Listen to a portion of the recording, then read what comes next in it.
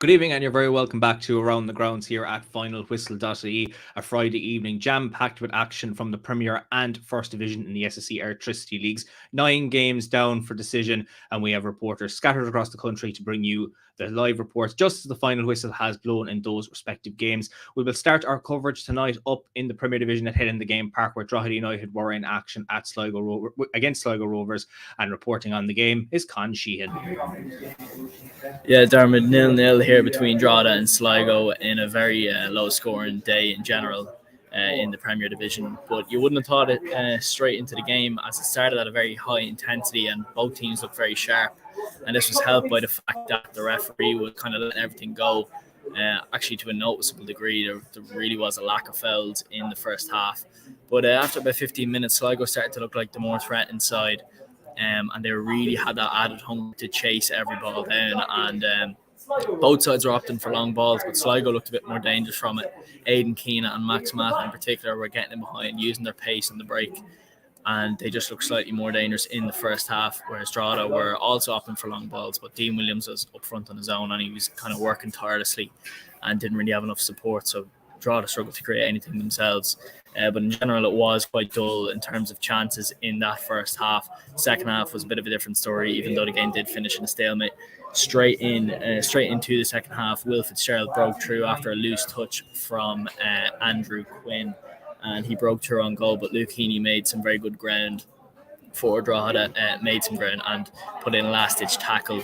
There was appeals for a penalty, but the referee wasn't having it, so Heaney to the rescue there. Then for the kind of middle period of the second half, it kind of did enter a bit of a lull, and it was quite quiet. Around 65 minutes, Darren Nugent and Max Mata had respective chances, kind of half chances, if you will. But yeah, the game got very dull in terms of chances on goal for the next while. Drogheda then were the team to bring it out of this. On about 70 minutes, Darren Markey came off the bench, and as you'd expect, he did give them a bit of a spark.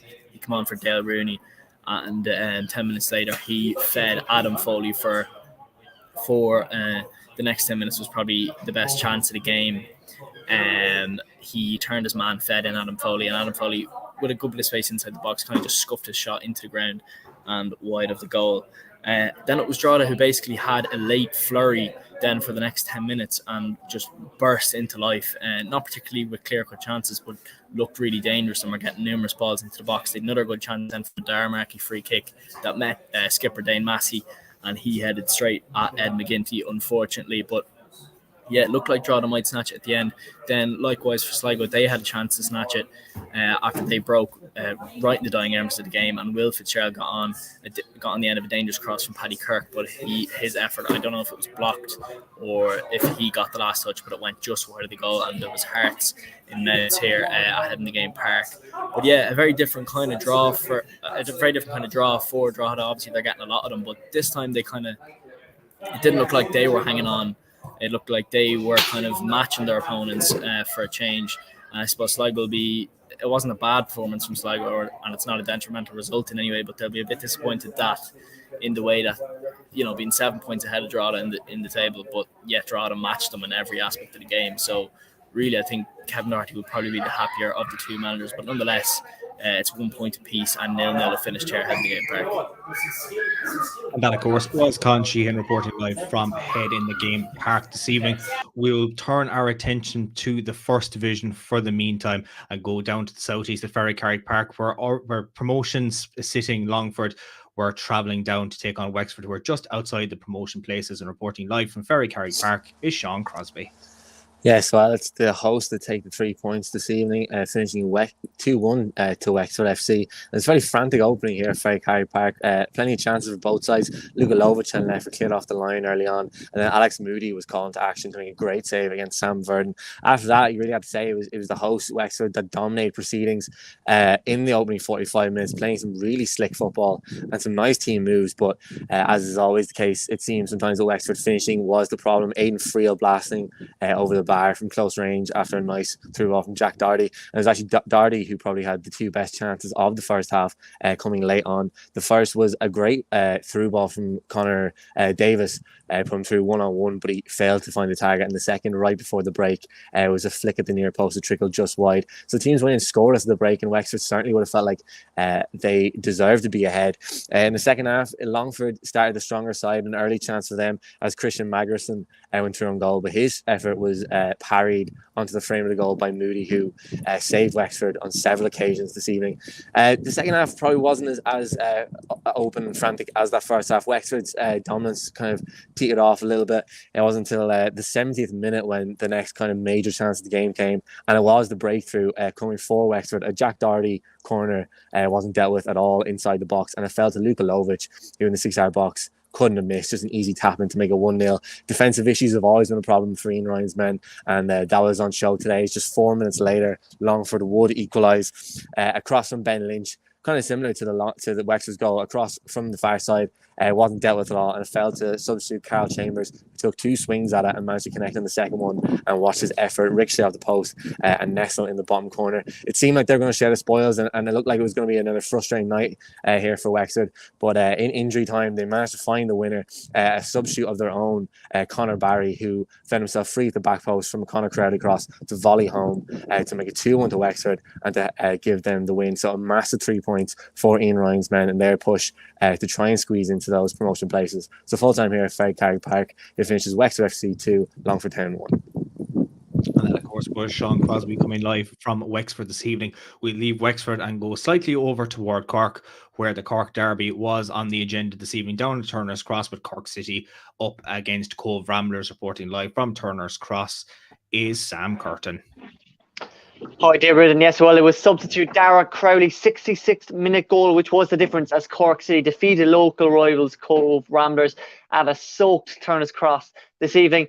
Ireland manager Ciaran Callan was among the 2,307 spectators in attendance as well, but probably wouldn't have been too impressed by the quality of football on display in the first half. Chances coming few and far between. Probably the pick of them coming from a curling shot through Stoke City loanee Ciaran Callan, which forced a fantastic save from Cove goalkeeper Sean Barron. City did go close just before half time as well, first through Matt Cervelli and then through a well-timed header from teenager Mark O'Malley. Both of those though went just left and wide of the bar. In the opening quarter, second half, very much the same. Very, very sloppy conditions definitely playing a factor. Slippery conditions underfoot, and the first touch of both sides seemed to be a little bit off. That elusive goal, though, that Cork needed, they were pushing for in the second half, did come, as I said, through Dara Crowley. He was only on the pitch for a couple of minutes, and he showed a real poacher's instinct to tap home the ball into the goal in front of the shed end from what was a pretty insane goal mouth scramble. They did have the ball then, City, in the goal again just a couple of minutes later, and but this time it's through Josh Honohan, but the referee pulled it back for what was a foul on Cove keeper Barron. On that note, on Cove, the Rams did push for an equaliser late on, but they just couldn't quite find or create the opportunity, and towards the end Darragh O'Connell was sent off in injury time to compound the errors for the visitors in what was a much improved performance for Ivan Bevan, who's in charge on a temporary basis for Cove. He'll be happy enough with the performance, but it's City who win in the end. Just about though, it's finished here full time at Turner's Cross. Cork City 1, Cove Ramblers 0. And that, of course, was Sam Curtin reporting from Turner's Cross this evening. We'll move back into the Premier Division action and go straight to Tallaght Stadium, where Shamrock Rovers were in action against Bohemians in the Dublin Derby. And reporting from Tallaght is Matthew O'Donnell. Yes, Diarmuid, it ends at Tallaght Stadium here. Shamrock Rovers 1, Bohemians 0. Rory Gaffney then the only goal of the game in the Dublin Derby. Game of little chance in the first half, has to be said. Sprung into life 2 minutes in the second half when Rory Gaffney himself got on the end of a corner to stab home from 2 yards out. This was just after actually the striker missed a gilt-edged chance, which eventually led to the corner, which led to the goal. The home side went close again a few minutes later when Danny Manjo got on the end of a nice pick-off from Rory Gaffney. He headed back across the goal, but struck the bar and went straight into the arms of the Bohemians goalkeeper.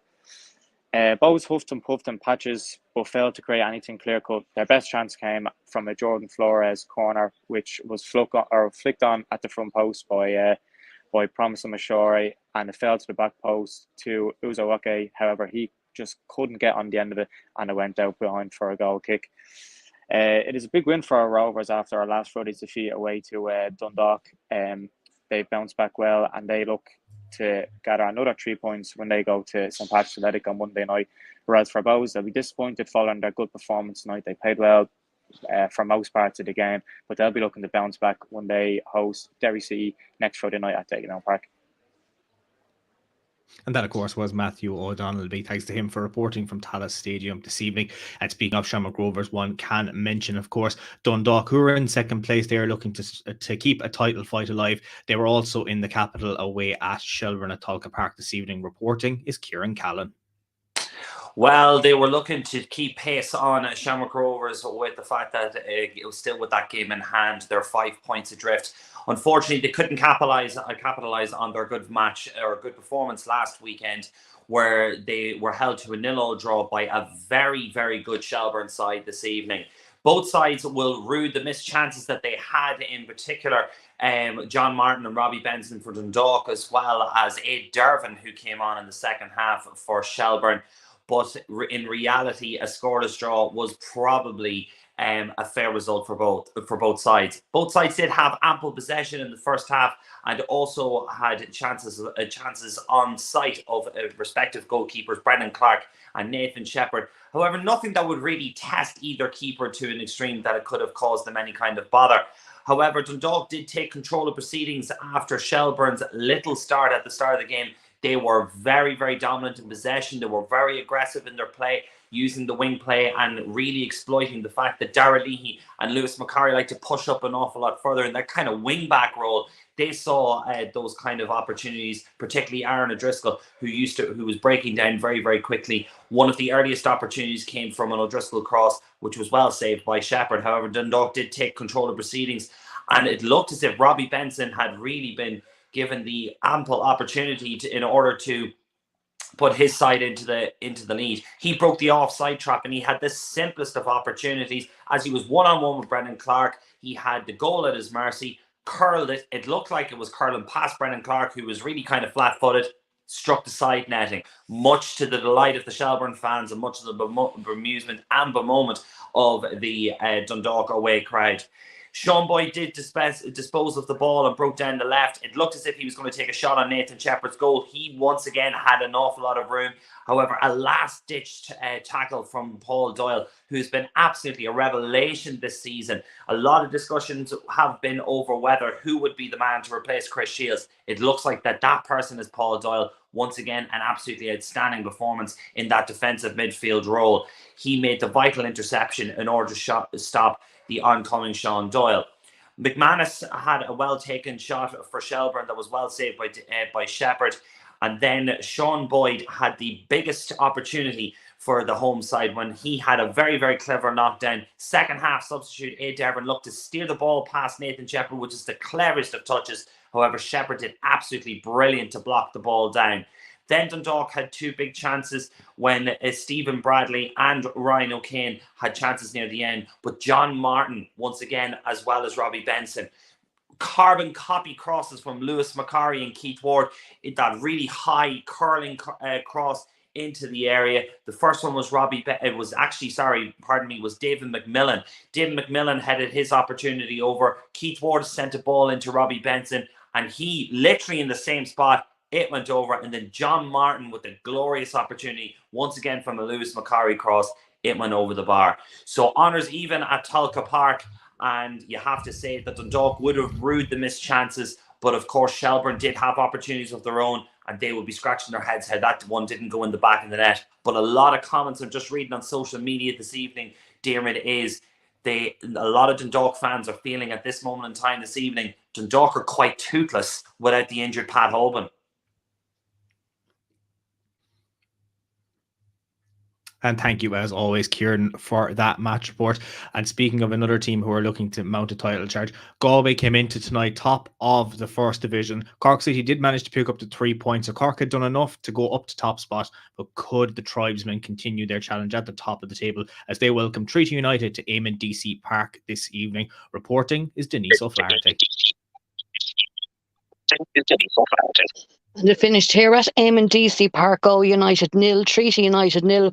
Galway United dropped to second in the First Division table after they were held to a scoreless draw at home to Treaty. The Limerick side frustrated Galway throughout, and the home side were thwarted on a number of occasions by Treaty goalkeeper Conor Wynne. The former Galway netminder brought off a number of saves to deny Ronan Manning, Killian Broder and Conor O'Keefe, while Manning hit the post. Alex Murphy, right at the end, hit the side netting as the Galway supporters started to celebrate. Enda Kearney, a former Galway man, had the best chances for the visitors. The home side started lively with Murphy and Manu Demas causing problems, but overall they lacked the cutting edge. The best chance in the opening quarter fell to the visitors. Dean George with the ball to Matt Keane. He in turn put it into the area, but Enda Kearney really should have done better with his effort and he scuffed it. Jack Lynch then tested the Galway netminder Conor Kearns, while Conor McCormick had to put in a great tackle on Lee Devitt as Treaty went on the attack. In the 20th minute, Demas put in a great ball into the box, but Conor Wynne was out to gather. A duck actually on the pitch caused the most excitement in that opening half. Before half-time, Treaty broke, but Galway were able to clear the danger. Galway bossed the second half, and when in the opening minute of the second half, Conor O'Keefe saw his effort panned away by Wynne. Minutes later, then Manning's curling effort came off the post. Well, in the 52nd minute, Broder's header brought a fine save out of the Treaty keeper. Wynne denied the home side again in the 58th minute. He made a great save for Manning. And as the game went on, Galway started to pile on the pressure. Stephen Walsh's header in the 61st minute went wide, while he had the ball in the back of the net 1 minute later, but it was ruled out for offside. The home side kept on bossing the opening exchanges of that half, but in the final stages of the second half. But in the 71st minute, Curtin actually tried his luck from a tight angle, and it just went wide. Try as they might, though, the home side couldn't get that winner as they dropped to second place with Cork City winning at home. And thank you, Denise, as always, reporting there on the action this evening. Looking ahead now, we'll move back into the Premier Division where UCD were at home this evening against Derry City. Watching the action for us was Rory Morrow. This was a meeting between two out-of-form teams, UCD having only one win to the name all season, and Derry City looking to arrest a winless slump, which has seen them go, hasn't seen them win in 7 games. And Derry did end that winless streak tonight. They won 1-0, courtesy of the Will Patching penalty in the 52nd minute, and that was a difference at the UCD Bowl. It started off very lively, very scrappy, very cagey. You could see why both teams were out of form, a lack of cutting edge. Ciaran Callan had Derry's best chance in the first half. Patching his corner came in and Call's header flew just wide. And moments later, Sean Brennan, who was UCD's best attacking threat, Dylan Duffy did tremendously well to keep the ball in play. It was wobbling down the right-hand touchline. Duffy kept it in, cut it back, but Brennan could only sky high and wide of Brian Maher's goal. After the second half, after the interval, Brennan had another chance just after halftime, a looping header that he could only direct straight at Maher. Before moments later, there was a big block to deny Brandon Kavanagh, and that merely foreshadowed Derry's growing threat. And Michael Gallagher, a right back, shoved Jimmy McGonigal moments later, panicked, shoved a McGonigal down in the box. It was a clear penalty, and Will Patching kept his calm, kept his nerve, tucked it away, and Derry were ahead with 40 minutes left to go. And UCD, they threw everything they had at it. They made a quadruple substitution. They just couldn't penetrate Derry, and Derry were more than happy. The Candy Stripes were more than happy to sit back, soak up the pressure, and hit on the counter-attack. They remained a big threat through the pace of McGonigal and Kavanagh. And really, UCD's best chance came in injury time. The substitute Adam Verdon had a shot that deflected just narrowly wide of Maher's post. But Derry saw the game out very well indeed. It's a big win for them. Morale will be restored, they hope, after ending their winless run. UCD remained rooted to the bottom of the table. And thank you, Rory. As always, Rory reporting on Derry City's 1-0 win over UCD this evening. Just 2 more games to go with all of our action this evening. 1 game in the First Division and 1 game in the Premier Division, and it's in the First Division that we will go to next. Waterford in action against Bray Wanderers down at the RSC, and watching the game for us was Jack Joy. Yeah, Diarmuid, it was Waterford FC 1, Bray Wanderers 0 at the RSC. Very positive start for Danny Searle in his role as the new manager of the Blues, and it was 7 wins in a row as well for Waterford. So a big night for them in the first division as Cork dropped points, or as Galway dropped points, excuse me. It was a fairly uneventful start in Waterford. Waterford were dominating possession. They looked very slick, but that final ball, they just looked very rusty. They hadn't played a competitive fixture in over a month. So that final ball up to Louis Britton up front for the home side just wasn't there, and they couldn't create very much chances early on. Bray, on the other hand, looked to counter, relied on set pieces. They won a few corners, won a few long throw-ins, which Daniel Blackburn could take, but like Waterford, really failed to create anything solid, and no chances really for them. Waterford then definitely got on the upper hand around the 15-minute mark, and the chances came and came and came. Phoenix Patterson was a menace on the left, as he always is, and he set up a few good chances for Louis Britton in the centre, but Britton was just off balance on a couple of occasions. He hit his first effort over, and there was a very similar effort later on as well, but she also hit over. Patterson himself had a good chance off his left, and that was probably the best chance of the first half, around the 20-minute mark, and it just slid over the crossbar, and things remained level. Ciaran Callan was also a threat for Waterford.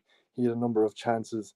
The best chance, similar to Patterson, hit from outside the box, and Stephen McGuinness in the Bray goal made a very good save to stop that.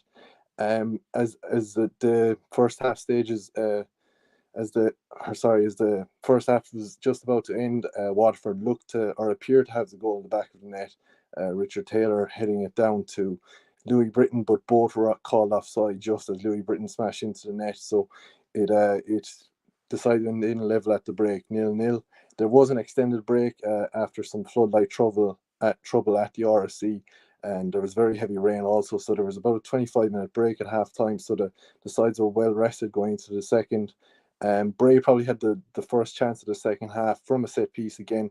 Captain Conor Clifford hit low, an excellent shot low to the right from a free kick just outside the box, but Brian Murphy in the Waterford goal just got a hand to it, and he deflected out for a corner to Bray. That was probably as good as it got for the visitors. It was all Waterford from then on again, and it wasn't long before they scored. Roland Ledoux, some excellent work by him down the right wing. He was good all game, very effective, terrorised Bray on that right wing. He some very good work from him to win the ball on the right. He went wide, crossed it in to find Louis Britton, who could slide it in at the far post in the 52nd minute to open scoring for Waterford.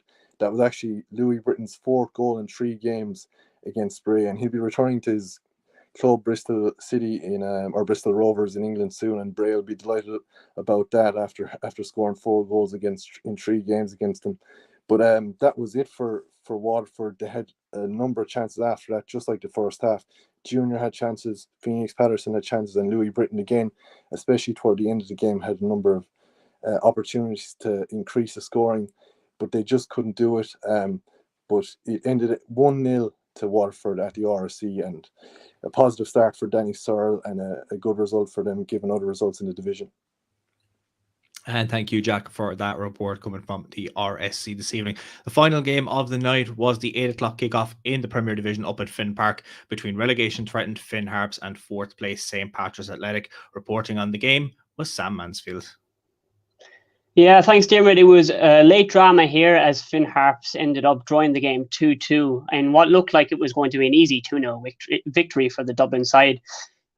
Billy King got a brace for St. Pat's, and it looked to be enough, but it was in the 89th minute when the game changed as Carrillo and then an Owen Doyle header late on got the point for Finn Harps. Harps started poorly, which they did last week against Sligo, conceding 2 in the first 10 minutes. And it was only 7 minutes into this game as Mark Doyle run down the wing and pulled back to Billy King, who finished low on the volley. And it looked like from that point that St. Pat's would be in control of the game from there on out. One thing of note was Enzai was lucky to be on the pitch after picking up an early yellow card. He lashed out at a player in midfield, which I believe wasn't seen by the referee, but he could have easily been sent off, and that could have been the game over for Harps as it was. Owen Doyle up front for Pats could have easily had a hat-trick in this game. He missed multiple chances. There was one in the second half that was pulled back to him about 4 yards out, and it was easier to score than it was to miss, and he somehow put it over the bar. Pats controlled the game all the way through. It was in the 65th minute then that Billy King got his second of the game. It was a great step over, some great footwork that made the space for the shot, which he smashed low and hard into the bottom right-hand corner off his left foot. And it seemed at that point the Pats were well on their way to another 2-0 victory over Finn Harps. But on the 80th minute, Sam Curtis picked up a nasty ankle injury for St. Pat's. And there was 4 substitutions made at this moment. And after that 5 or 6 minute stoppage in play, it really changed the game. It turned it on its head. Finn Harps got one back in the 89th minute through Carrillo. It was a long free kick that was just hopefully dropped into the box. And it was a scramble, which he got on the end of, poked it past Anang in the Pats net. And then Finn Harps threw the kitchen sink at them for the 6 minutes of additional time.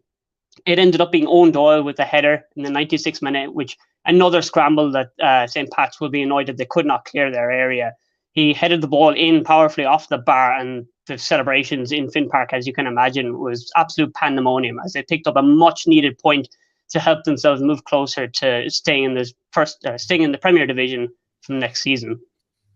So your final score here in Finn Park sees Finn Harps draw 2-2 with St. Pat's in a dramatic late game. And that, of course, was Sam reporting on the game at Finn Park this evening. And that concludes all of our live action. Of course, 9 reports down and done and dusted. We'll give a quick glance through the results from this evening's games, starting with the Premier Division action. The first game between Drogheda and Sligo Rovers, of course, finishing 0-0. Shamrock Rovers with a 1-0 win in the Dublin Derby over Bohemians. Rory Gaffney striking the 46th minute, enough to give the Hoops all 3 points. Shelbourne and Dundalk also finished scoreless this evening, while Derry City are back to winning ways. Will Patching in the 53rd minute there, getting a big strike for the Candy Stripes. And as Sam mentioned, in that game, Finn Harps and St. Patrick's Athletic drawing 2-2, a late turnaround by Ollie Horgan's men, giving them a valuable point. Moving into the first division next, and Cork City won the Cork Derby down at Turner's Cross. Darragh Crowley's goal in the 66th minute, enough there. Galway and Treaty United finishing scoreless, and that now sees Cork leading the table momentarily anyway for now. Waterford with a 1-0 win over Bray Wanderers. Lewis Britton back to haunt Bray again, and Wexford with a late goal by Conor Barry in the 93rd minute, giving them a 2-1 win over Longford Town. And we'll see those results now, and as we look at the league tables, starting with the Premier Division, where Shamrock Rovers now have a sizable gap over Dundalk as they managed to fail to get some points. It's even just a 1 point, should I say, from Tolka Park. Shamrock Rovers now have a healthier lead, and even though Dundalk do have a game in hand, if they win that, they'll still be 4 points to the good. And Derry City have clawed back Dundalk, just a point now separating the two of them.